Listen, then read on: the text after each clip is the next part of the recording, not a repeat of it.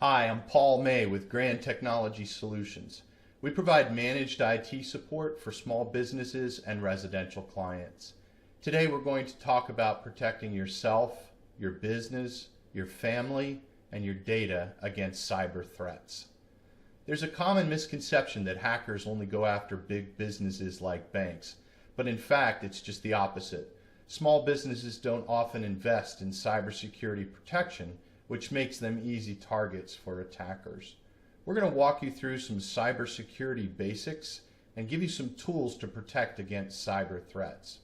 If there's one thing to take away from the presentation, it's this: 95% of data breaches, ransomware, and compromised data are the result of human error. It doesn't matter what protections you have in place if you have one person in your small business or even your family network who clicks or downloads a potentially malicious file. Your best protection is to work with an experienced IT company that can provide managed security services for your business or even for your family. And that's where we come in. We're Grand Technology Solutions. We're here to listen. We're ready to help. Let's jump into the presentation. D3. Critical alert from Microsoft. Your computer has alerted us that it is infected with a virus and spyware. This virus is sending your credit card details, Facebook login, and personal emails. Hopefully you haven't seen this on your own computer. It's an example of a web browser tech support scam. Here at GTS, we've run into a number of clients who have panicked and actually called the toll-free number and ended up allowing attackers to access their computer, or even worse, have given them their credit card info.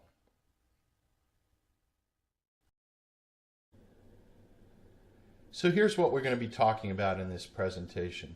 We're going to look at some examples of phishing attacks, which are probably the most common type of cyber threat out there.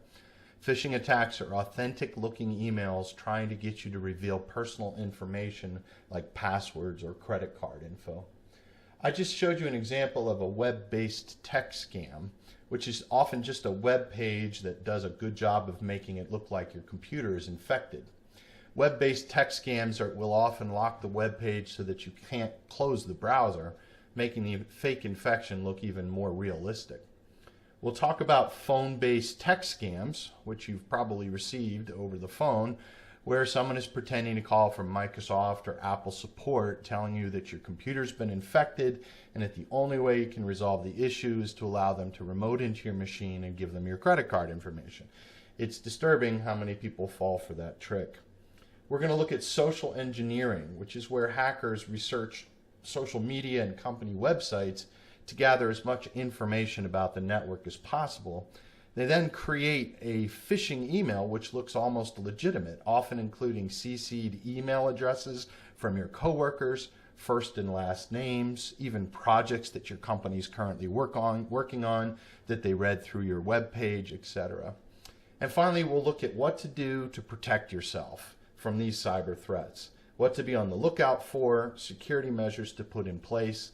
The best advice I could give you is to follow your gut. If it looks suspicious at all, pick up the phone and call the person or company in question. So let's talk about phishing attacks. Phishing attacks are usually authentic-looking emails that are trying to get you to reveal personal information like passwords, credit card info, etc. Things to be on the lookout for phishing attacks are urgent action or dollar amounts that you wouldn't expect, like in this Verizon example, this total balance due is $939.62, which might make someone think, wow, this is a real problem, I better jump on this quickly. They often involve unauthorized charges or say that your account will be canceled. It really just takes one employee's credentials to get access to the network. I attended a cybersecurity conference recently where we watched a video recording of a live penetration test of a $10 million company done by another security company. The security company researched the company's website, their Facebook page, their LinkedIn page, and easily documented every employee's email address. They then sent out a phishing email to all of the employees saying that the company was switching email providers and to please log in to confirm their email address and password.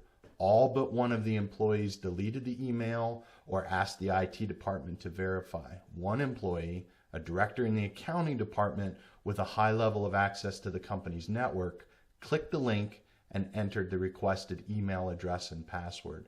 This was all the security company needed to hack into the network and take over administrative control. So let me show you here.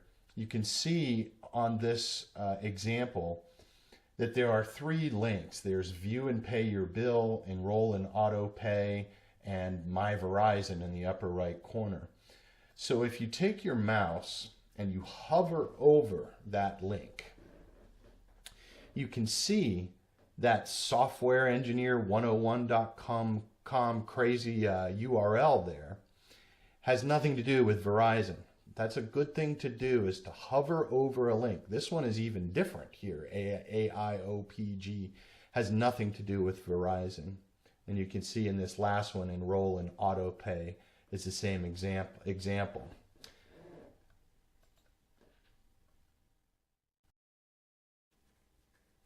All right, so we're going to look at a few phishing examples. The first one I have on the screen here, a couple of things to be on the lookout for. A good red flag is bad grammar, misspelled words, misused punctuation, things like that. It's a good red flag, but keep in mind that hackers are getting smarter and learning how to write. So it's not always a way to officially verify an email, but it's a good thing for being suspicious. So in this example, the email is sent to Dear Netflix as opposed to a direct person like Dear Paul or Dear Paul May. The other thing, the language, your credit card has been expired, doesn't really make sense. So that's a red flag. You could also hover over the links, keeping in mind that they often will put live links in that are correct to make it look like the email's legitimate. Here's another good example. This is supposedly from Amazon Prime. You can see a couple of things here. First of all, if you look up at the top in the red box here, this Amazon update at efficacious scrbays.xyz, we know for sure that's not a legitimate Amazon email address. So that's one thing as a flag right there. A couple of other things, you could hover over that please visit here now to get your reward link and to see if it's legit. But the other thing is a big red flag is urgency. Spammers, hackers are often trying to give a sense of urgency that if you don't act now, your account will be canceled or you'll lose out on this opportunity, etc. They want you to act quickly. They want you not to think about it and to take action immediately. Here's another one supposedly from Dropbox. I use Dropbox to share a file with you. For security purposes, you would be required to sign into your email. Again, just grammar that doesn't make sense is a good red flag. Here's one from Office 365. If you do not verify your mailbox, we will be forced to block your account. That's a good example. And you can also see up at the top, Microsoft Office 365 team, mail to cyh11241@lausd.net. That has nothing to do with Microsoft. Here's a Bank of America phishing scam here. You have some usage limits in order to protect your priority. The limits will be lifted after confirming your informations. So again, some grammar there that exposes that as potentially malicious. Here's some other tips for protecting yourself from phishing attacks. Number one, just don't click any links unless you're sure that the email is legitimate. Banks and credit card companies will never ask you to validate information over an email. If you think you did fall for a scam, take action as soon as possible.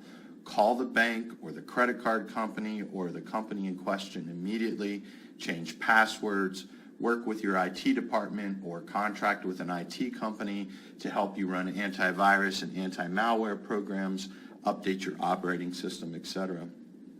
Don't ever respond to any email that asks for your username or password. When in doubt, go directly to the company's website rather than clicking on a link through the email.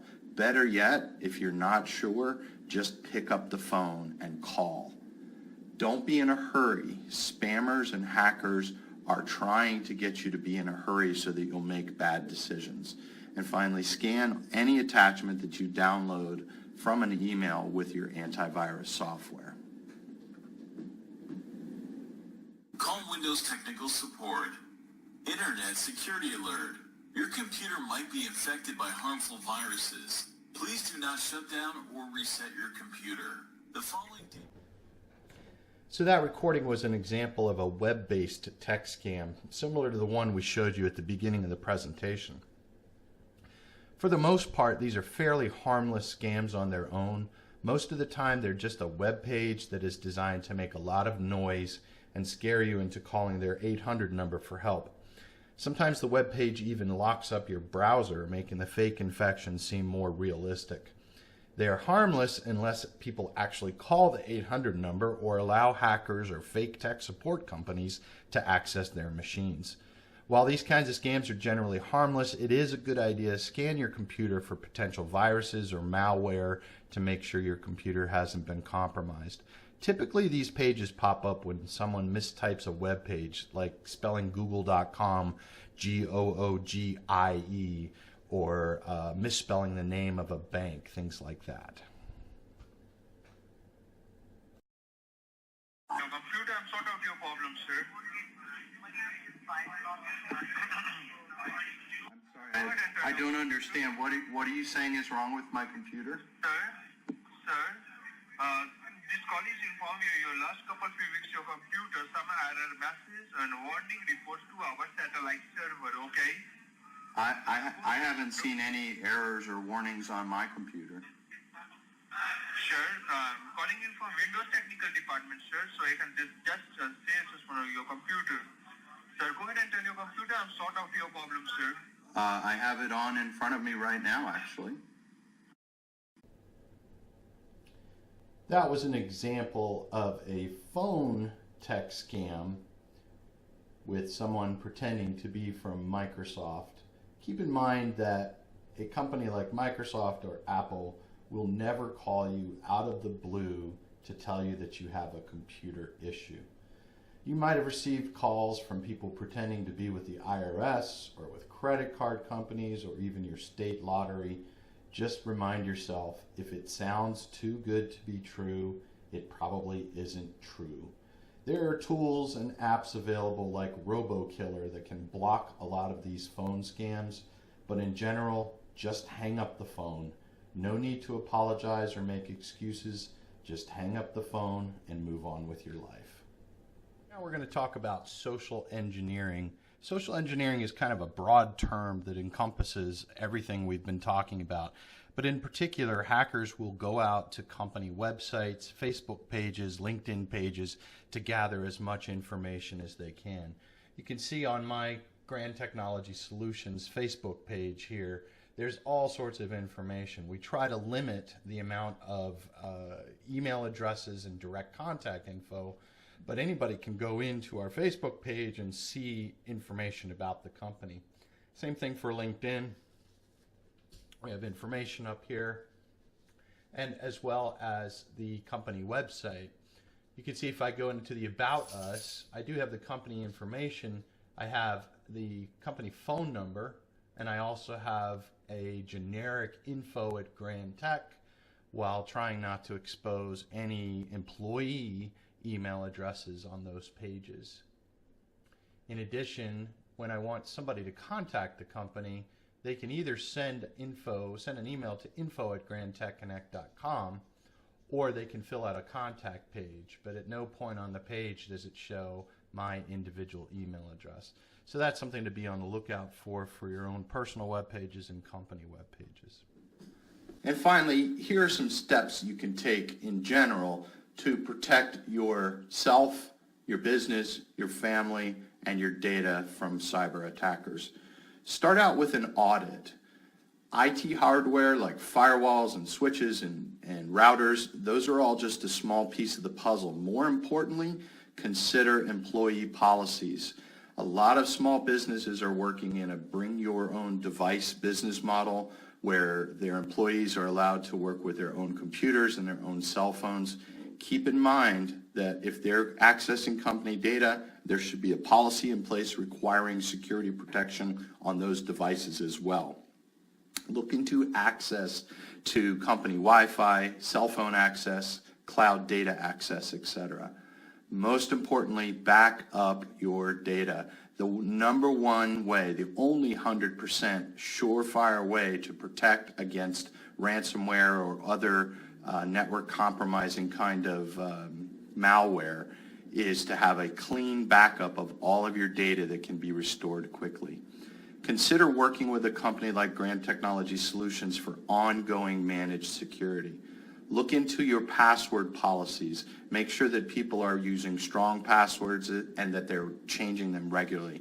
People shouldn't be logging on as others on the team. Require that as a company policy. Look into implementing a hardware firewall solution and make sure that that is managed by experienced IT professionals. I can't tell you how many times we've gone into a business and they're using a typical Comcast business modem with the default admin password. Make sure that you've implemented antivirus and anti-malware solutions. We use WebRoot quite often. It's a good product. It doesn't create a lot of performance hit on the computers.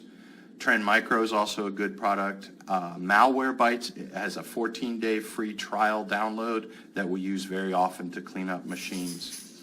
Staff and family training is critical. Show them this video. Teach your staff and teach your family members how to be on the lookout for the red flags in phishing emails and things like that.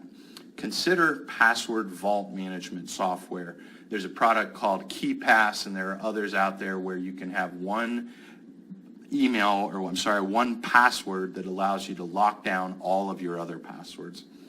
In general, if you get a message or if you get an email and you're hesitant at all, just pick up the phone and call the company in question. And finally, look at your software updates. Make sure your Windows machines and your Mac computers are up to date. Very often people don't like to do those updates or they blow them off because it takes a long time. But what that does is it leaves security vulnerabilities in place that some of the patches often close up to prevent hackers from accessing the computers. Other products like Adobe and Java, those need to be updated on a regular basis. Make sure that you're keeping everything up to date with your computers. So thanks for watching. I hope you've learned a little bit from this cybersecurity presentation. We'd be happy to come on site for a free 15-point technology check and help you implement managed security policies for your team or for your family. We're Grand Technology Solutions. We're here to listen. We're ready to help.